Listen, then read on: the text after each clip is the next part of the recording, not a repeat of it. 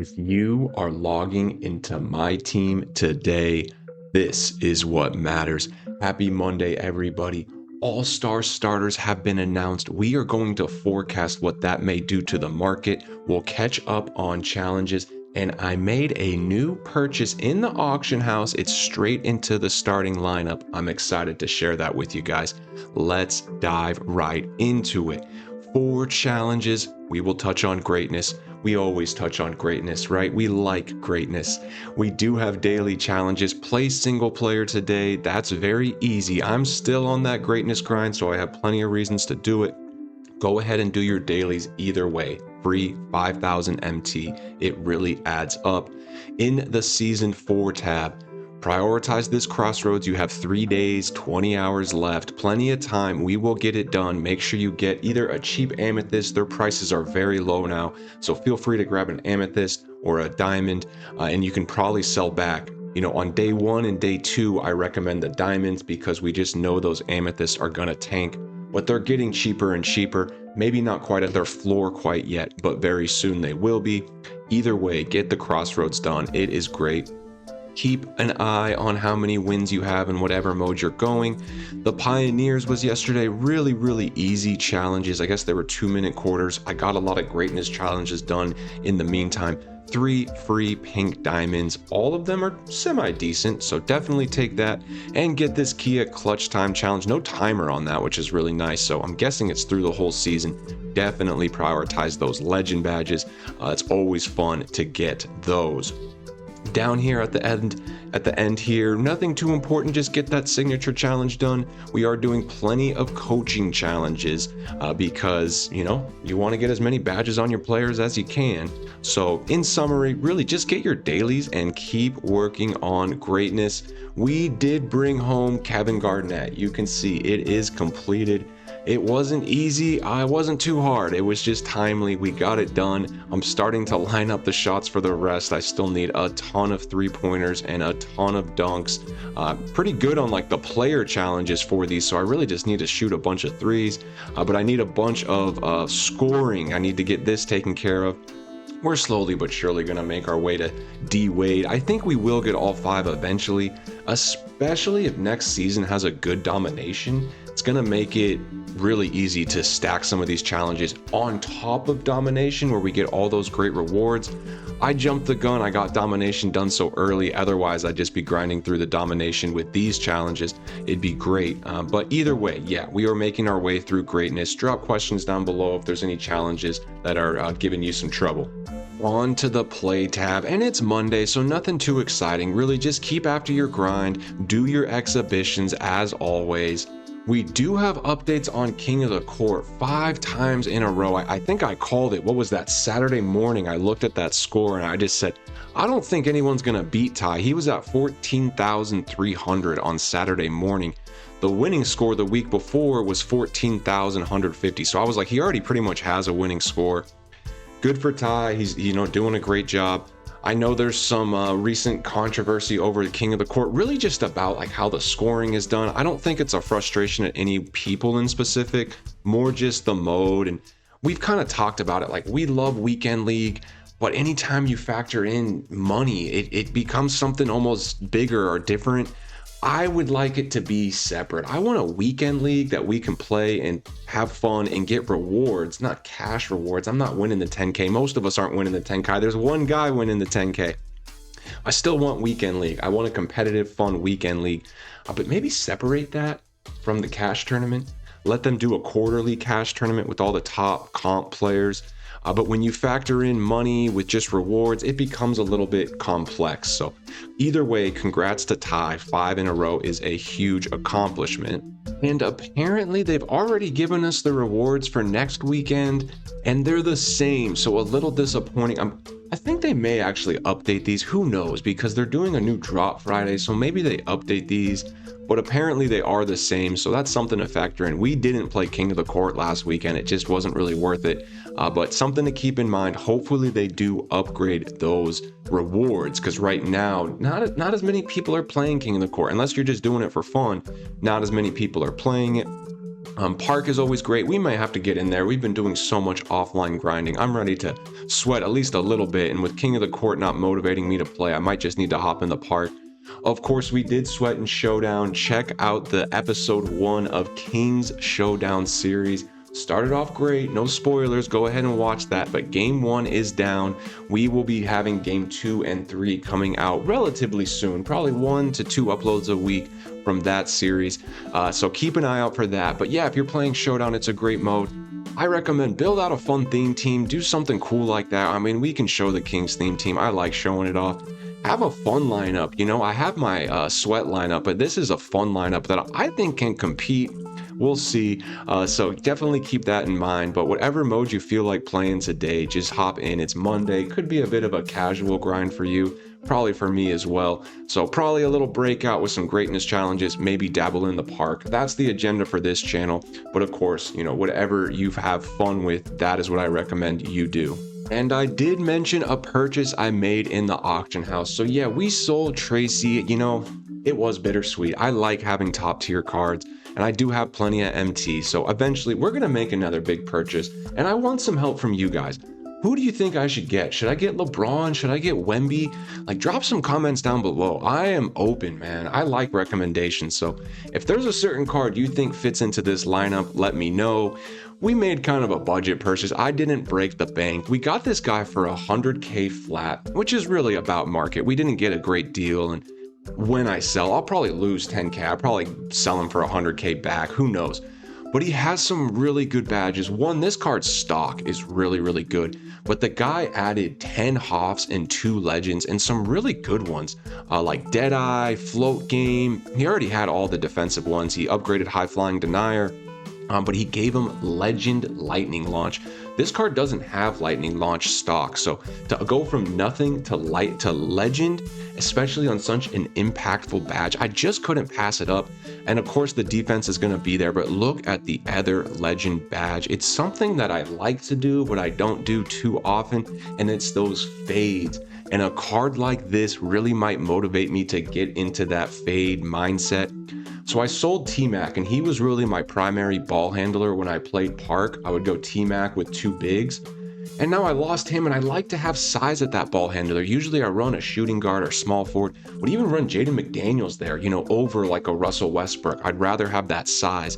But I think this card could be really, really good in Park. So I'm excited to try him out. I almost just wanted to list him again and see if I could break even or make a little profit. It was, you know, kind of an investment flip. But then I looked at him, I said, I got to run this card. Everyone's had this card. Let's run him.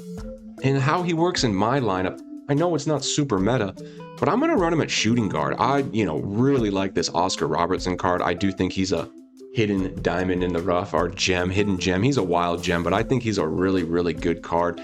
You'll see on the King's Showdown episode 1. I mean, he plays amazing. I've been using him a lot, and his stats, I mean, they just do everything you need him to do. Defense, playmaking, and his jump shot is so smooth. So Oscar is going to be the starting point guard. But at shooting guard, I kind of had a hole. I really did need that T-Mac. But he is 6'7". He can do absolutely everything you need a shooting guard to do, and it takes a little pressure off his playmaking. I don't think playmaking is his absolute strong suit. I mean, pretty good, but he's really just going to be that defensive lock. And so essentially, if he's not on the court, I can put Kamara. So right now, we're going very defensive, not only really in the 2, but when you look at my whole lineup, especially KG sliding in there, he is very defensive. Now with Sar, we got Hansen off the bench, who has a ton of Hall of Fame badges. So the lineup is looking really good. Maybe down here at the end, we would adjust a few things. But as I mentioned, you know, I still think we're 1 or 2 huge upgrades away from this lineup being even better. You know, we could easily go into the auction house and buy some fun cards. So let me know down below, what do you all think of my lineup? You could even grade it. I know it's not the best lineup, but I think it's pretty good and pretty competitive. And of course, we have some pretty, you know, resources. We got plenty of resources to upgrade it. So I'm curious what you all think. Let me know down below. And we can move over to the market tab and the exchange. Nothing new, you know, until they start updating this with another festival, maybe wild gems, probably not.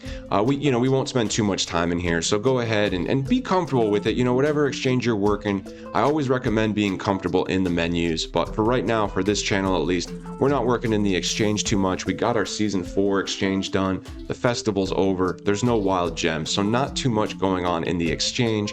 Pack market, nothing new today. They released the Crossroads.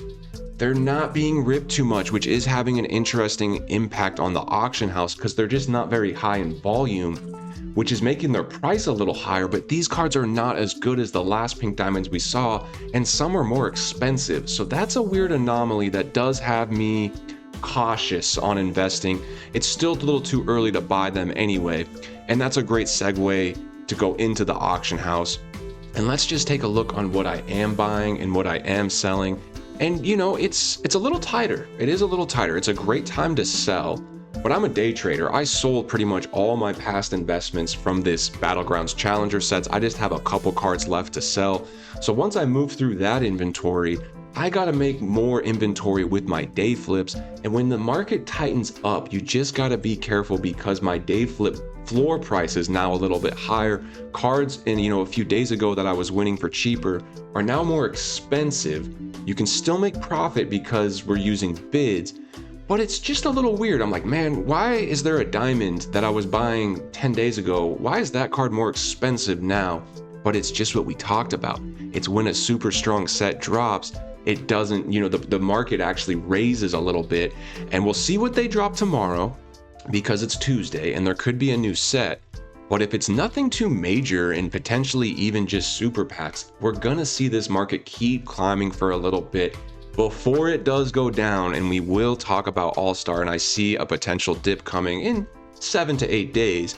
But these are cards I'm selling. Yeah, the Battlegrounds Challengers have pretty much all sold at great profit. Larry Hughes selling at 41 is huge. We got him some as cheap as 20, most of them under 30. We got that one at 30, but like I said, I'm confident we were going to make profit, and we did. So we can clear out Larry Hughes. Zaire, that's a day trade. I'm making so much money on this card. He's a bit up and down. You see him out there for like 7, 8, 9K all the time, and then there's a few hours in the day where there's just no Zaire Williams, and all of a sudden I'm able to sell multiple for 18K. It's kind of ridiculous. Omri went up to 15, which is nice. We were getting him 6, 7, 8, 9, 10K. We're already day flipping the sets that are, kind of recent, like Allen Houston. This was a day flip. This wasn't from him being in my inventory and not sold. I bought that Allen Houston at like 27, 28 on bid.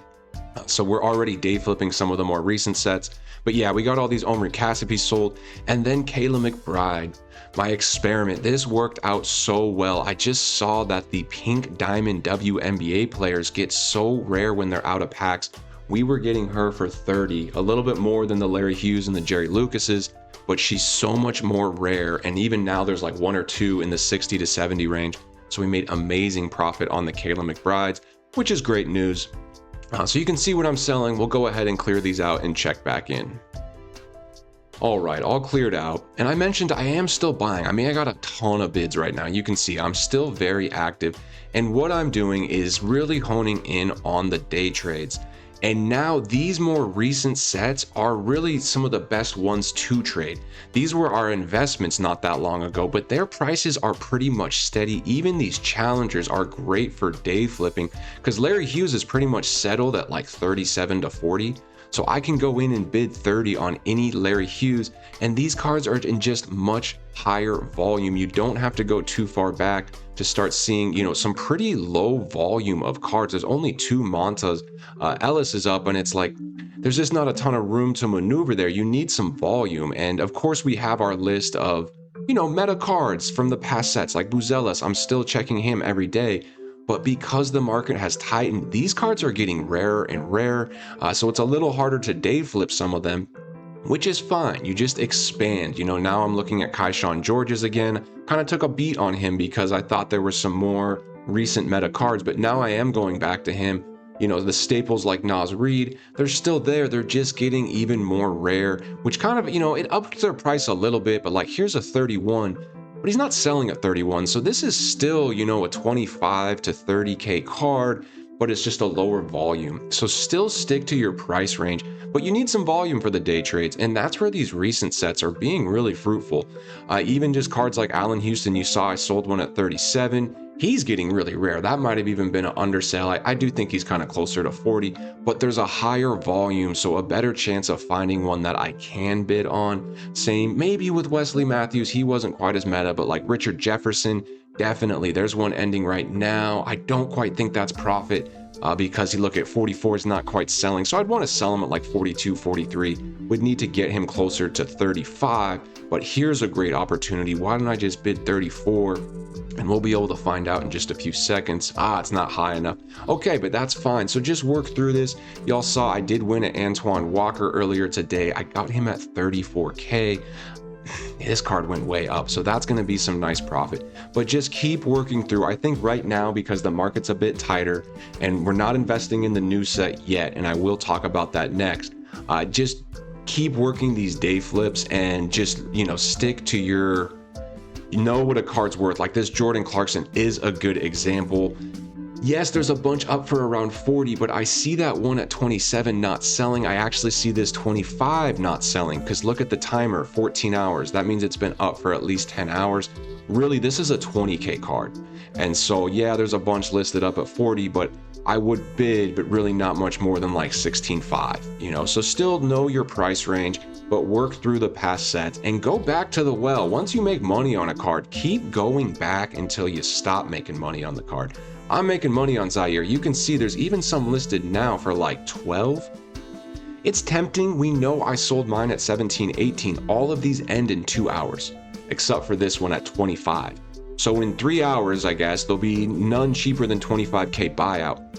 Yes, I could just maybe swoop up all three of these Zaire Williams, but I'd rather make more profit and just win bids. And so I bid less. When I win these on bid, I'm winning them between 7 and 10K. And it just gives me that room. Like, what if Zaire does get flooded and I bought all these at 13, 14, and all of a sudden there's a bunch up for 10, and now I'm sitting on a bunch of Zaire Williams, where if I go on the bid method, I'm winning him at 8 to 9K regardless. So even if his price goes down to 10, I'll still sell at a small profit. But while this window's open, I'll keep listing at 18. So it's just a way to mitigate risk where it's like, I'll buy them really cheap, list them pretty high, and then eventually if I have to relist at kind of a break even or smaller profit, I will, but I'm at least giving myself a window of a big profit opportunity. And that's what I recommend doing when it comes to some of these day flips. Let's check out a Pink Diamond WM player. She got that rare. So what we can talk about now is the new set, because we had a ton of success. This set was a slam dunk, and it was because it was such a strong set. So just put that in your back pocket. Like anytime a really strong set comes out like this, I mean, we had Braun and Adam. We didn't even trade these guys, but these Pink Diamonds were really good. And the other Pink Diamonds were really good. Larry Hughes, Jerry Lucas, John Starks, even Steve Smith. This card in a different drop, we would have talked about him a lot more. But just put it in the back of your mind. Hey, when there's really strong drops, wait for the floor, which is usually Wednesday, Thursday, Friday, after they've been released, and pick some up. This set isn't quite the same. These cards just aren't quite as strong, but we are going to try to pick up on some patterns. I think for sure we can trade this Kessler. When he first came out, like day one, he was like 70K by the time the dust settled. We kind of knew he's going to get closer to 40. I'm seeing a lot of 40 up here at times. I think 30 is kind of what he's going for today, but it's only Monday. So Wednesday, Thursday, Friday, I think he keeps trickling down, but we will try to find this card's floor. Right now I'm bidding like 12 to 15. That's what I think we can win this guy on bid around Thursday, Friday. I'm hoping at least. It should be cheaper than 30 for sure. This will be a great card to stockpile. I see his price going up when he is out of pack. So he's on my radar, and I have to pay attention to the WNBA Pink Diamond. There's only one. Looks like the secret's out because we made so much MT on that Kayla McBride. I wish I bought more. And just the ratio, buying for 30, selling for 60. Very rare a card actually doubles. Richard Jefferson, Allen Houston's, Antoine Walker's. We're seeing like 30, 40% profit, which is great. But for a card to completely double is ridiculous. So I think the secret's out. And I mean, she's listed at 70 off rip. Not a lot of options here because I just don't see why people are buying these WNBA cards, let alone bidding on them. So if we buy her at 74, we have to sell her at like 90 plus. And even the older WNBA cards, they're not selling quite at 90 plus. Like when this Kayla Thornton is here, she's listed at 99. I don't even know if that will sell. I think to move these cards, they gotta be sold around 70, 80, maybe 90. So with WNBA Pink Diamonds, try to get in the 50s and 60s. And we will keep an eye because if we can get a crystal card, in that 50 to 60 range, maybe 10, 20K cheaper than this, I would consider, it's kind of tough because I was getting Kalos at 30K for me to start buying crystals at 50K. It's a big jump. So I'll keep an eye on her. Maybe we get some value. The rest of the pink diamonds, people are ripping these packs, and so they're staying very expensive. This is not an 80K card. I was building a lineup. I would use Walker Kessler over this card. I would use Yang Hansen over this card. Look, I like Artist Gilmore, respect the fro. Many years I've used Artist Gilmore. This one's just not particularly good. I mean, 34 3-point, that is quite detrimental. Yes, he's great on interior defense, but the speed, Yang Hansen has 20 more speed than this guy, and I think they're both 7'2". Yes, Yang is 7'2". This card's just not that good. So the fact that he's at an 80K buyout, 60K buyout, like I'm not spending 60K on this card. It just doesn't work. Even this Bobby Jones, he's getting at a decent price where I'm like, 20K, maybe he goes up to 30. He's starting to do some good price trajectory. Again, it's just, I usually like Bobby Jones cards, but yeah, 53 point on your small forward, it's just not going to fly. So I don't see that card being great. Maybe a Cedric Maxwell, Ricky Davis. Let's monitor these guys' prices. He's doing some good activity. Again, I'm not sure if he's, that guy with a 72 3-point. This is like a really bad shooting set. Like, what's going on? 72 is really pretty low. I mean, that's not even, arguably serviceable, especially for this position. Yeah, he's pretty good on defense and has some decent athleticism. Again, if we got him in the teens, maybe, but this is the type of card in a really short time will be just a very, very cheap pink diamond. So even if we do buy some of these, we want to flip pretty quick. I just don't see him holding long-term value. Maybe Jerry Sloan, Ricky Davis, we'll keep an eye. Yeah, he's still pretty rare though, because no one's opening these things. Would be hesitant to even really bid on this card, without knowing too much about him. It does look like he's got some decent stats at 6'5", 80 driving dunk. Any good defense? Yeah, really good defense. This might be the best card in the set. Look at that perimeter D, 97 perimeter, 97 agility. This is actually a pretty good card. So yeah, we might invest in this. I'm not surprised to see him being quite rare. A buyout at 39, not selling. I'm still not going much higher than 20 to 22. He's not better than Jerry Lucas in my opinion. So we'll have to see as time goes on. Maybe we can pick up some Jerry Sloans as a possible investment. But being frank, guys, or being, transparent. I don't know who Frank is. Being frank, guys, I just don't see as much potential in this set as really the last few sets. This was a great set. This was a really good set too. I mean, some of these cards like Jermaine O'Neal, Richard Jefferson, some of these cards are sneaky, sneaky good. This was a really good set. Beasts was an insane set. This set was amazing. I'm not even talking Galaxy Opals, guys. I'm talking Pink Diamonds. Like Eddie Jones was a really good card. This Aldama, he's gotten super rare. We got a bid on that one. These were all really good sets just across the board, and this one's just not. So again, I've always said it's not just as simple as buying the newest set and holding it for a few days and flipping. It's been that simple for a few of the last sets. With this one, we're going to have a little bit more caution, maybe pick out just a couple specific ones that we end up trading.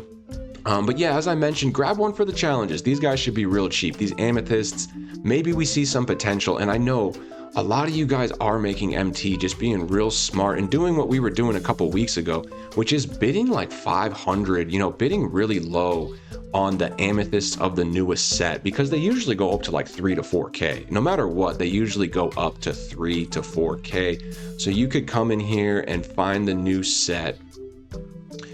And let's just see. Yeah, this is the crossroads. So I would just come maximum bid and do like 850. I would just come in and bid like 1,500 on a bunch of these guys, especially if you're still growing your MT. You won't win all of them. You might not win half of them, but even if you win 10, 15%, you'll make probably 1,000 MT on each of these, maybe more. So that could be as simple as this. I would say the amethyst might be your safest, just because we've always seen the amethyst go up. Let's just, I'm not even sure. I haven't checked this recently, but what is the cheapest Battlegrounds Challenger amethyst? I'm guessing it's 3K. Are they still sitting under 2K? Some of them are, but not much. Okay, quite a bit.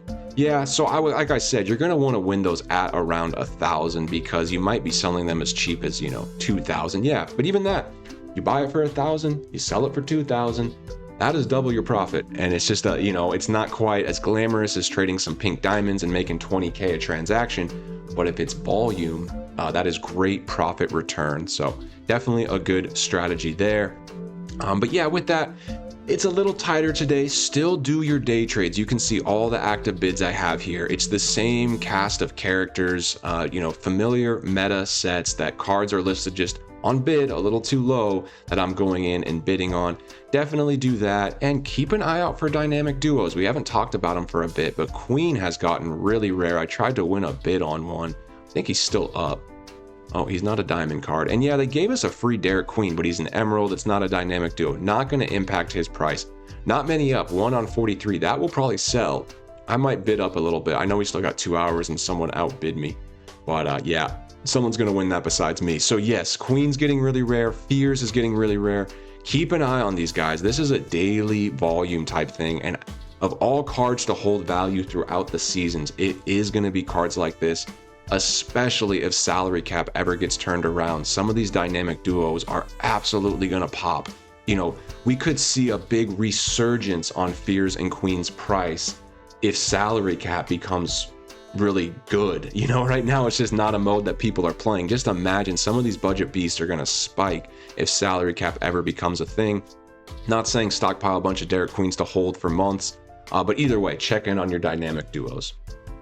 So that summarizes the auction house for us. We're still very active, still doing day trades, and yeah, we've pretty much sold all the challengers players at great profit, so we're very happy with that. Still a few cards to move, but in general, we made some great MT, and I hope you guys did too. We had a comment yesterday. Someone is officially an MT millionaire from watching the video, so shout out to him.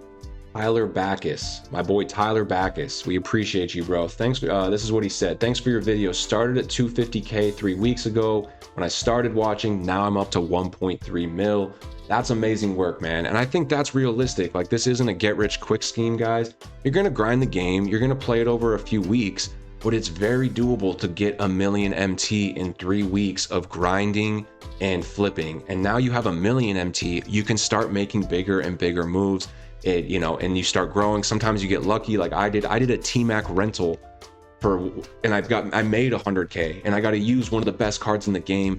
So patience, yes, just tap in, play daily, make some flips daily, and very, very soon you'll either have a million in value. Like if you don't want all the MT, but you want $1 million lineup, that's great because you can sell the cards back, or you'll be sitting on a ton of liquidity, and likely both. And that's really the ultimate goal. Next thing we'll talk about is All-Star, and we do have the starters and the reserves. Last year, they released a card for all starters. They all got Dark Matter cards, and then the reserves got Galaxy Opals. It's very interesting this year because a lot of the starters and reserves have current cards. Like Steph Curry just got a Dark Matter. Luka has a Dark Matter. Shea has a Galaxy Opal. So yeah, Dark Matter will be great. Jokic just got a Galaxy Opal. Giannis, so this is what we know. One, all these guys should be getting Dark Matters. That Dark Matter Wemby is gonna be insane. His Pink Diamond and Galaxy Opal market is definitely, taken a bit of a hit, and they probably will continue. Once that card drops, they'll go down a little bit lower. So if you're eyeing a Wemby, that time is coming where maybe they'll be more realistic if you want the Pink Diamond. So these are the starters. Expect Dark Matters for each of these guys.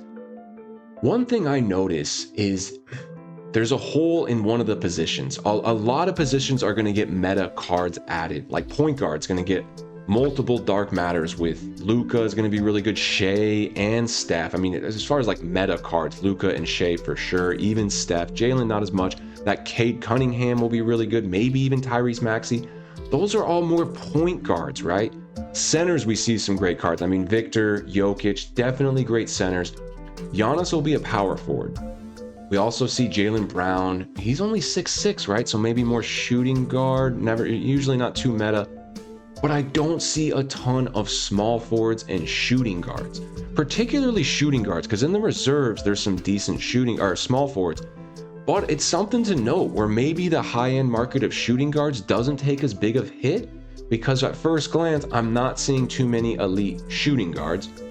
Or the reserves, and we're expecting these guys to get Galaxy Opals. I see some better small forwards like Kevin Durant, LeBron James. It's going to fill in that small forward gap. Again, I just don't see a ton of great shooting guards. Do they make Denny a shooting guard? Probably not. Devin Booker's usually point guard. So again, I think there could be a bit of a opening for elite shooting guards to hold their value. And it will still be a bit of a dip, and there's going to be a dip from All-Star, but yeah, I mean, but how do they handle like Chet? Because Chet has a Galaxy Opal, so we're going to have 2 Galaxy Opal Chets. There's going to be some duplicates. There's a couple cards. Scotty Barnes has a Galaxy Opal. It's not in the auction house. Kevin Durant has a Galaxy Opal. It's incredibly rare. So we'll see. This is going to be very interesting. There's going to be some duplicates. But another thing they did last year is release quite a bit of challenges. And let's see, I'm going to pull up last year's drop. Give me 1 sec. Okay, and this is last year's set. So it was a festival. The 100 overall was actually in the festival, but you can see all the starters got Dark Matters. That's great. But they also released some interesting festival cards like this Magic Johnson, and I believe these had certain challenges with them. Some people are trying to anticipate potential challenges and cards that are needed. It's just something to think about.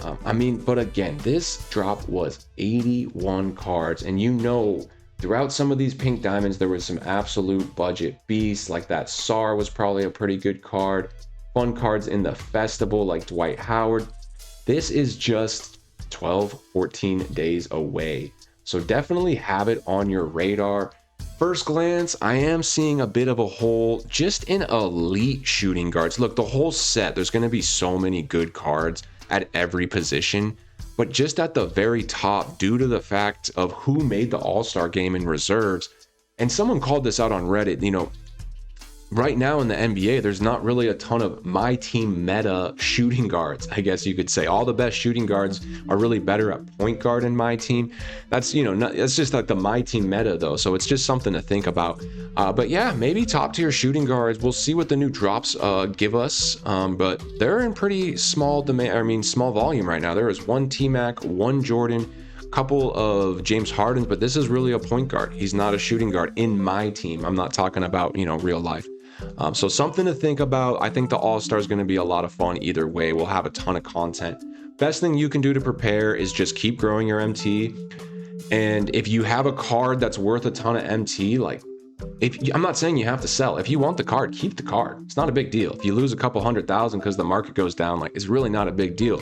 For as much MT as I have still taken 100K losses a few times this season. When I sold my Giddy, I lost a couple 100K. I sold a Porzingis, I lost 100K on.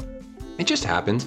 I do believe MT is the most valuable resource in the game, but it's also the most easily attainable resource when we put our energy towards it. So at the end of the day, play with the cards that you have fun with. No, you don't have to clear house for All-Star.